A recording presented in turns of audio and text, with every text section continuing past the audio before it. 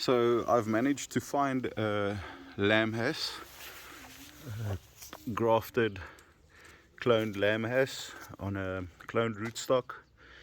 You can see there where the air layer was made, and it's a nice healthy young little lamb has tree. The root ball is quite healthy. There's a lot of nice white roots, but there's also black root tips, so there is root rot present here, definitely. You can see there's rotten roots over there. So this will be another little experiment. I'm going to plant this tree quite elevated in a hole here. I've worked in a lot of gypsum, and I'm going to plant it with this ingredient, Trichoderma SPP. It's got the Trichoderma harzanium, the T22 strain in it. It's a powder. I'll just sprinkle it over this root ball lightly, and then mix some with water. When I water the tree in, I'll give it some more. So that's what I've done. I've used about 3 kilograms of gypsum. I dug the hole quite deep and just mix some gypsum in the native soil, fill the hole back in, and I'll plant this tree a little bit on an elevated mound. And so this is the start of it, and I'll just do a little clip once it's in the ground and planted, so I can just get the life of this tree on record. But I think it's going to do well. Yeah, I'm very positive. All right, so at this point I've backfilled. I've put about 3/4 of the tree's root ball into the ground, and I've backfilled it to the level of my soil mound over there, and I've still got about 1/4 exposed. So all I'm going to do is I'm going to just backfill, push the soil up all the way, create some more extra height on the mound, and then ultimately most of the avocado's feeder roots are growing in the first 600 millimeters or half a meter of the soil. So all the new feeder roots will grow nicely in the top section where it's nice and aerated, and I'll do a thick layer of mulch around this tree, but I still need to bring some soil in to create a nice mound for it, so that we prevent wet feet, and that the water can drain out nicely, that there's plenty of oxygen in this root system. Very excited about this lamb has, and this is day one for it in the soil here. All right, so there I've got it on a nice mound, and so can't really see how high it is, but if this is my grass level over here, it's about half a meter, 500 millimeters elevated up to that point, and just did a thin layer sprinkle of some more gypsum that I'm just lightly working into the top, and so I formed a nice mound around this little lamb house here. And now I'll go ahead and get a few wheelbarrows of nice coarse mulch that started to break down already, and start the mycorrhiza, the organic cycle underneath this tree around the root system. Alright, so just want to give you a quick look at the mulch. I've been working on this mulch for 6 months. Started to decompose nicely. This is a mixture of banana leaf matter, all sorts of pruning sticks and twigs, and leaves, as well as saligna. That's eucalyptus wood shavings, or chips, whatever you want to call it. There's a lot of that, but you can see it's a little bit dry at the moment, but there's a lot of life in this. You can see how black it's going. So got a nice one big full wheelbarrow of it. I'm gonna add it there. I'm gonna do about 2 or 3 wheelbarrows of this stuff, and you can see it's just a whole bunch of nice organic matter that's already started to break down. So this will kick in immediately. I'll just keep it moist. We're in summer now, so with the heat and the moisture, this will come alive, and just all the mycorrhizas and all the good organisms will just multiply and start organically feeding that young tree's root system. I'm not doing any sort of other organic or artificial fertilizers, anything other than the gypsum and the trichoderma, the hosanium that I've applied to around the root system.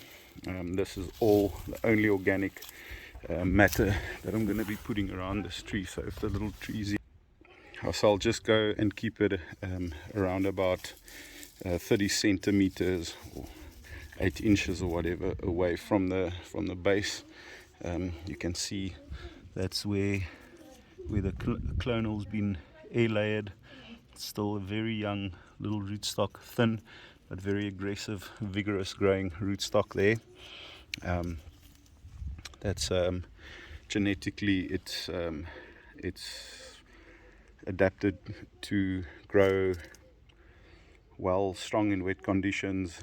It's not Phytophthora root rot proof, but it's definitely very strong to help prevent root rot. So I'll do everything from my side to try and prevent root rot, to just help the root system, cloned rootstock that's already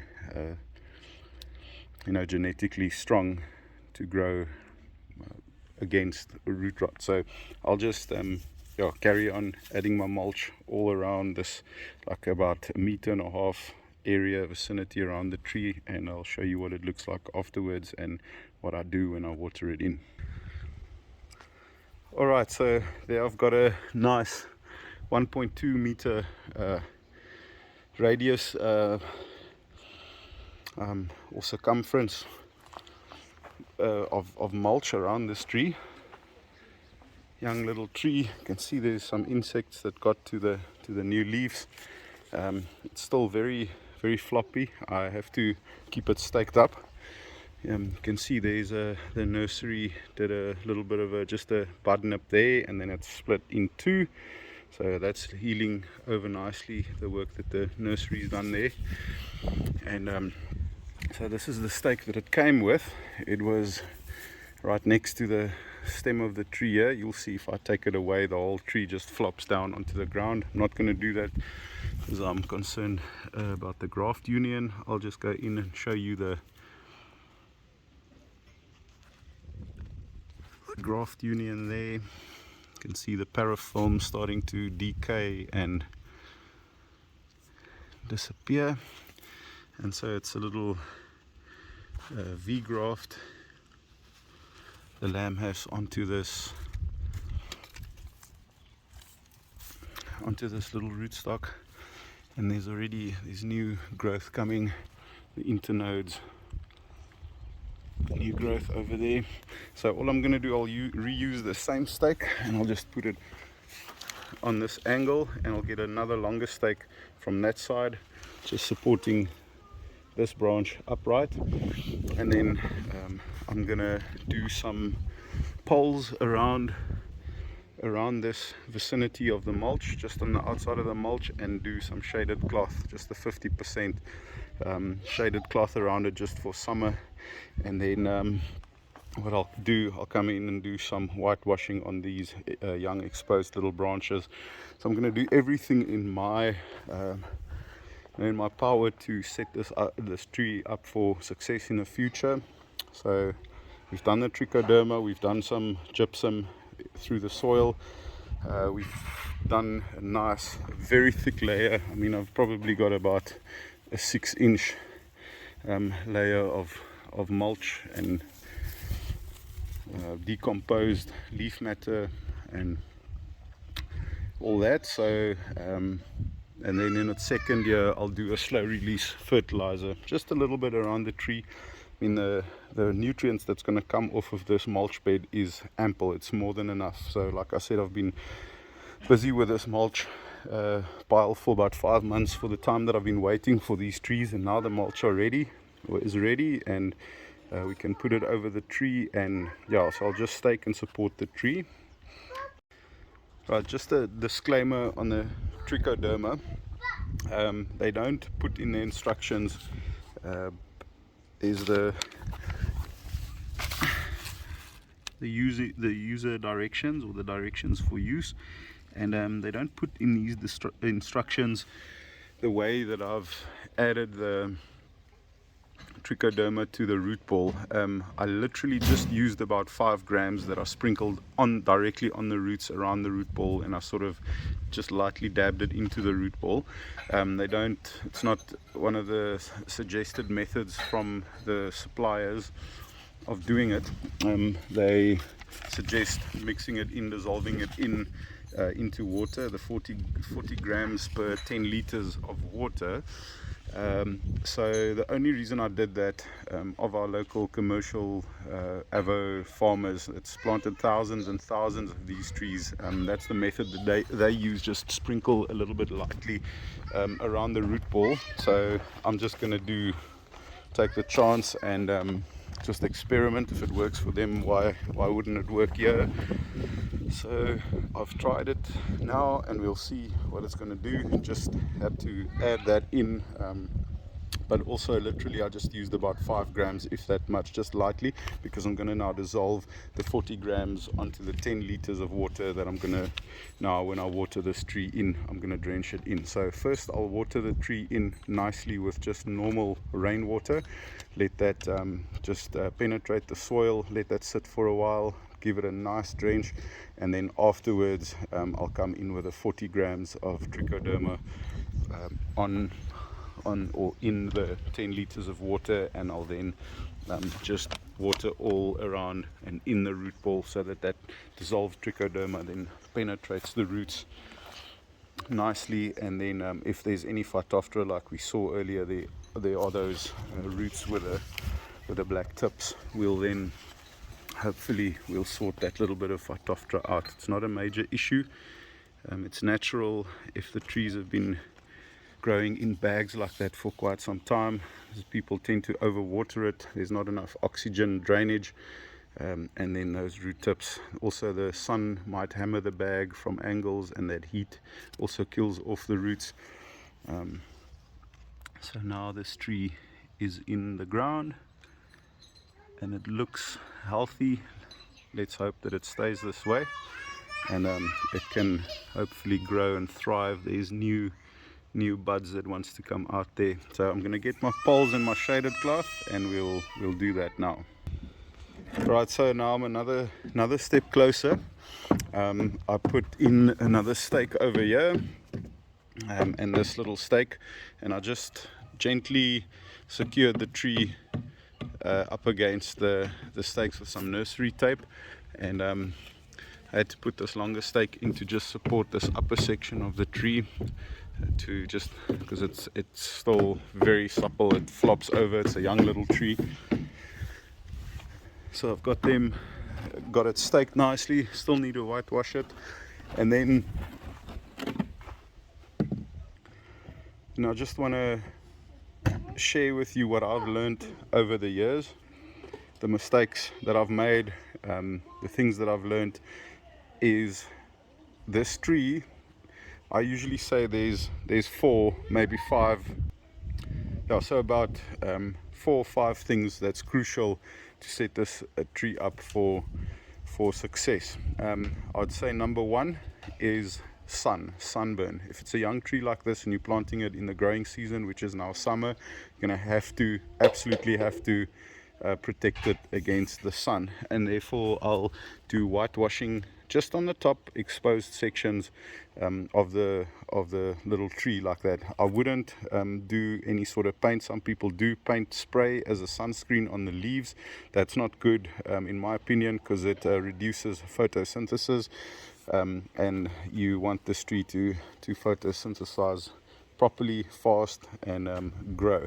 So when you have those warm days, hot days, you can do poles like this on the sides, and then on those hot days you just form a little canopy with shaded cloth over the tree.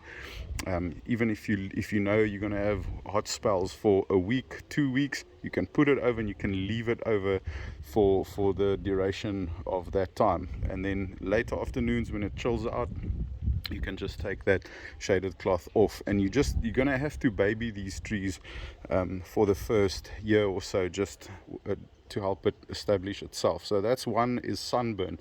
Number two, they're all equally important, so it's like in no particular order or whatever, it's just like my few tips, is the drainage. Drainage is crucial, of probably the most important thing, because if you don't have drainage, you're going to have water retention, you're going to have a lack of oxygen in there, the roots are going to start to rot because of the moisture, root rot.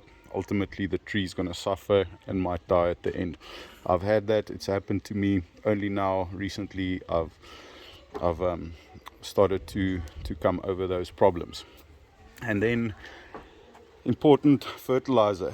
These young trees don't want to be fertilized. You can give it a very light organic fertilizer if you really feel you have to, but it's not really necessary if you have this organic mulch bed, and it's slowly, as you're watering it, releasing nutrient into the root system, and that's plenty, that's ample for this tree to grow.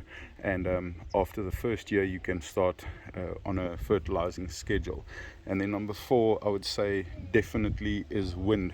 Over here on the left I've just got a little bit of a wind block, because we've got the sea towards my left here, the south, and we have a bad, it's actually blowing now. If you look at the bananas, it comes through this way quite heavily, which is a southwester, and blows through this way. But our biggest problem is the katabatic wind, the hot berg winds in June, July, and August. And it's a hot wind that comes from that side over the mountains, and it just absolutely scorches the leaves. I'll show you, I've got a little tree here that got scorched, but it's not an issue, it's healthy, and it's pushing a lot of new leaves, and it's looking extremely healthy. Also have a nice healthy mulch bed underneath. So this is just a small little windbreak. It's nothing major, it's just to break the bulk, the brunt of the wind from the southwest. And then the bad berg wind once a year in the August times, it comes in from the northwest, which is over there, and that would be southeast. So just southwest. So just a block from the southwest and the northwest, and then the sun comes up over there in the east, and it runs over this way. So the sun will pound down in this tree from this angle. So I will put more poles here with higher shaded cloth, with an extra section that I can just put over it and lean it on top of that poles, just to protect it through those really hot days.